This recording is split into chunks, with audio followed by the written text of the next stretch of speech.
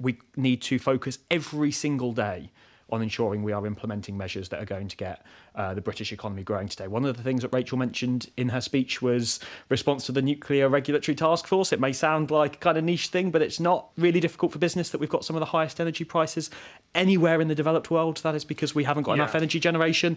What are we going to do? People, though. She's disappointed a lot of people who were talking about fish discos and bird hotels on social media yesterday were hoping that the Chancellor would say, I've seen this report, I'm with you, we're going to do everything it says. Well, let me say it then. They're not quite able to do that. Let me say that then. I've seen the report, I'm with them, and I'm determined to ensure this government does everything in it to ensure that we are not building ridiculously expensive nuclear power stations with fish discos in the future.